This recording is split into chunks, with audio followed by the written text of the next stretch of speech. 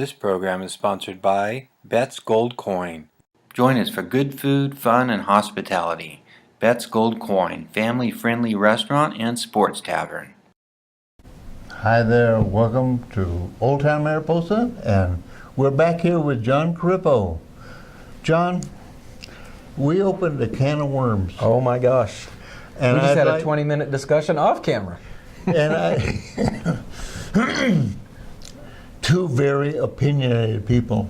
But the issue of making this transition from industrial age education to information age transition, it's not just the age, it's the students' knowledge, it's how we transmit that, teach that information, it's how we, it's the jobs that these kids are looking for. It's the opportunities, right?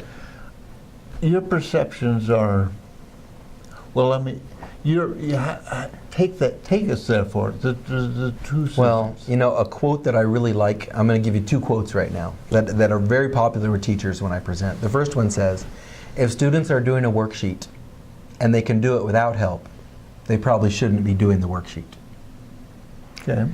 And it says, if students can't do the worksheet without a teacher, they probably shouldn't be doing the worksheet. So when you think of the big picture, worksheets are not the answer for a future-ready force. But the quote that they really like, I want you to imagine an airline pilot, and it goes like this. You don't want to get on an airliner where the pilot learned how to fly with just worksheets. Okay, because planes change, people change, they need to be flexible. Is it dynamic? It's a dynamic. You can't just come in and say, I knew how to fly a plane in 1958 and I'm going to just get on a modern airliner. Now that doesn't mean you can't fly, and it's important to honor the stick and rudder part. But if you don't know how to use the GIS system, your fuel's not going to be as efficient. If you don't know about the terrain following radar, it may not warn you about a storm coming up. So there are these subtleties that maximize performance. We did a lot of talking before the show started. And you brought up an example of modern education versus the industrial age style of teaching. And mathematics was... Oh, yeah. So I've really been messing with people. I thought I was going to get in big trouble on this one. So basically what I proposed to some of my friends is that we stop teaching math as a subject, which makes people go, okay, maybe this guy's gone off the edge. But I want you to back up and think about it this way. 13 years of learning algorithms. At the end of high school, what have you got from that? You've got algorithms, which is cool, right? I mean, it's good to be able to add and subtract, multiply, divide. But I've seen dozens and dozens of math classrooms where on the wall it says, here's places you'll use algebra in real life. And my logic is that I have to explain kids why math is cool. In real life, I have already lost the war. So now that you've let that settle in a little bit, no more math as a class, think about it this way. And we're still going to teach math. We're still going to teach arithmetic, but the class is programming. The class is spreadsheets. The class is database design. The class could even be HTML layout for web pages. If you do 13 years of that and you graduate, what do you actually have now? You've got useful skills. You have real world connection. Yeah. If you can run a database, a spreadsheet, and do all those things, how long does it take you to learn to become a bookkeeper or a webmaster? The transition is great because you've already got that base of essential skills, and algorithms are not an essential skill anymore in the way that we overemphasize them. The connection I make with what you're saying is, I really struggled with math. I did too. It was a cultural thing with me. I got most of my math education that is stuck, and I've used through my life, out of a chemistry class. Right. 2 years of chemistry, I learned more math. And I'll bet it's because you were doing things. I was doing things. Right. Like for me, the example would be, I don't really care what n is, so I don't care to spend 15 minutes figuring out how to get to n. Yes. But my story is similar to yours. After years and years of being a kind of a C minus, B minus kind of math guy, I got a job doing estimating in construction. And then I had to open up FileMaker Pro, and I had to figure out how to estimate $1 million jobs. All of a sudden, all the math started to kick in and make sense. And I've always thought to myself, what if we just started there? What if in 5th grade you could design a database for who likes this kind of pizza, or thick crust pizza or thin crust pizza, or crunchy peanut butter versus smooth? That would give kids actual skills to increase their imagination towards building things. Your organization, I want to come back to that. Cute. They're moving our educational system, providing tools for teachers to move our system into a information-based Right. society. Well, it's important to note that we're not just about computers. What we are about is advanced lesson design, where computers are seamlessly involved.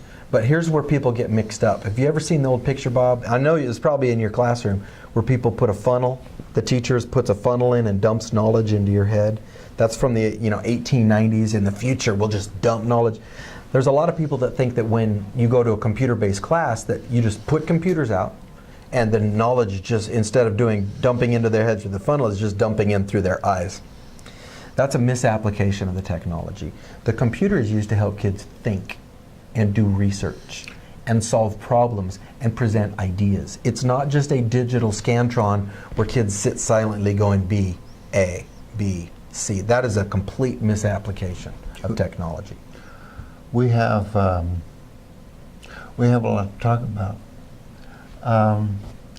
and we don't have enough time to talk never about do. it all. Maybe we need to do another show. One of the things that came up in our last intermission was the idea of the tools that we have, the book versus a computer. Yeah. Well, and for example, some people say we don't have enough money for computers. Textbooks cost about $225 per student. So do 7 classes. I can tell you that in my world, my professional world, the big rub, and I think the transition to a new media, the new society. Publishing houses had an enormous power. Well, I can tell you in the U.S. we buy about $9 billion worth of textbooks every year. Okay, that's that's just K-12. That's not including college. Where there's money, there's power. And what happens in my world is with that invested infrastructure, that publishing house dictated policy that was destructive. Right. Not progressive. In a classic textbook, what's going to happen is they're going to print one edition that serves as much of America as possible. But all the states are different, and all the kids are different, and all the teachers are different. So what you get is, and then the teacher thinks that getting through the whole book is the answer. And I've asked about 1,000 teachers this year. Has ever once a teacher gone up and said, "Thanks for getting through the whole book. It makes all the difference this year." See, getting through the whole book doesn't make a big difference. The way I heard this really well put by some math teacher friends of mine is, I'd rather have the kids understand 100% of 60% of the book instead of 60% of 100% of the book. And even in that sense, Bob, a lot of what you're going to see from a textbook is, read this story, answer question. Read, answer. There's not many read-answer jobs nowadays. There's a lot of read-think jobs. Think. And that's a concept that, well, I wish we could explore it more. But maybe you'll come back someday and we could talk some more. I think I will. But what's happened with Toffler? You remember that guy?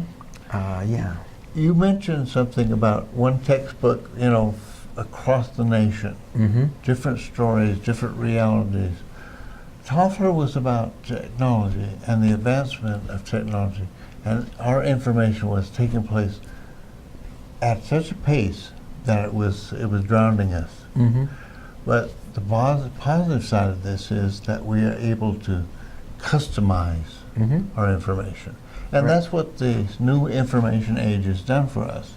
And with textbooks, knowledge, math principles, chemistry principles, science, they're Very fluid, right? Is Pluto a planet or not? Which textbook do you have? It depends. One of my favorite ones that's just a simple one for your viewers is this simple. In a classic American history textbook, you get 3 pages of World War II. I'm not sure that does the job. Well, And you might get 1 page of Korea. I have a fun job here. I ask students who have gotten out of 4th grade and are familiar with California history. Well, you want to have even competition. then. So I ask them questions about the role that John C. Fremont played in Right. California history. And it's not in the textbook. None of it. So they live here. No idea.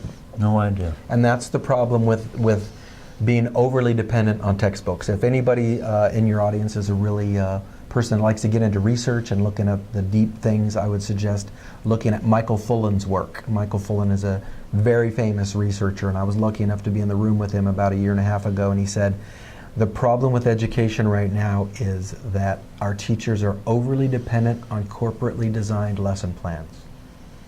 Which means basically, if you think like a food truck, right? Food trucks are a great analogy. At McDonald's, you're not going to be a chef. You make what they say, how they say. You don't come to your boss and go, hey, look, I put a 3rd patty into the Big Mac. What do you think? That gets you fired, right? But at a food truck, you can invent things like carne asada fries or pulled pork nachos.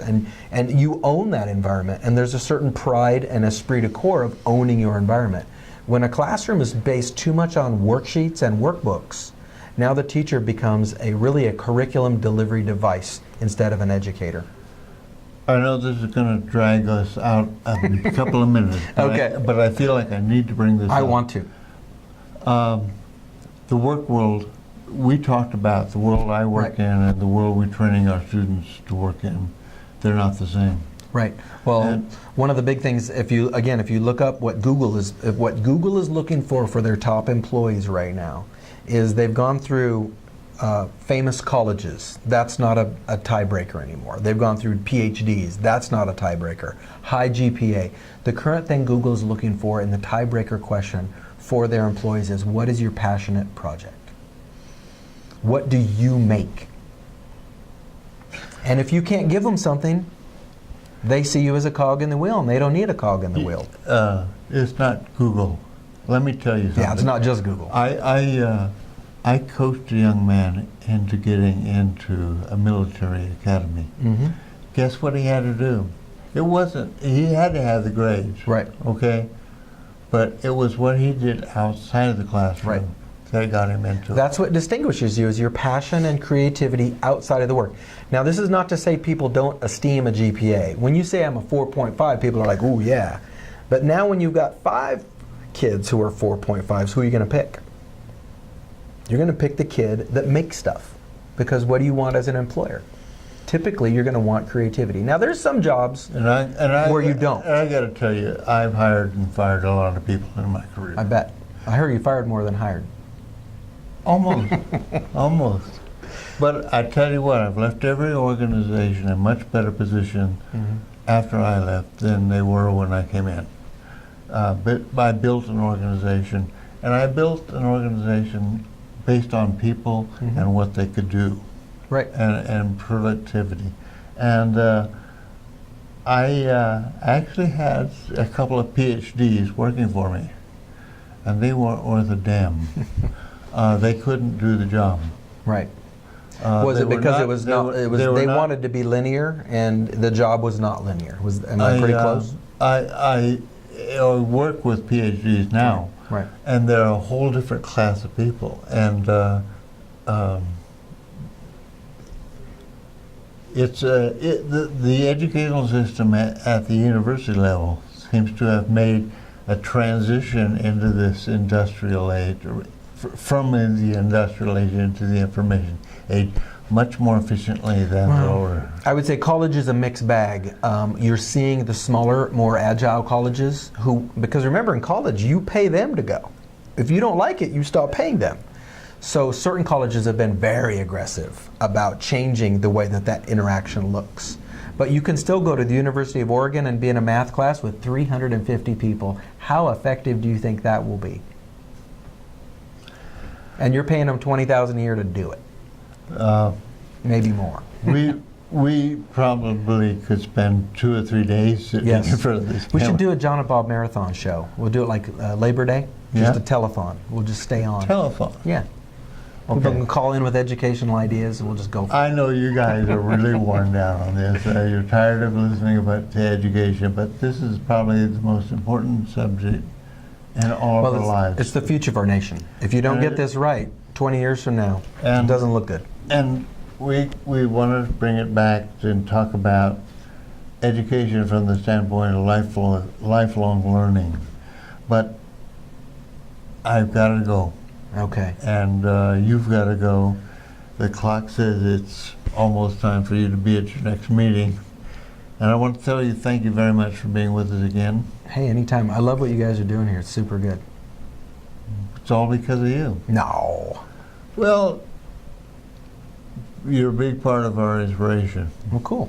Thank you. And thank you for joining us.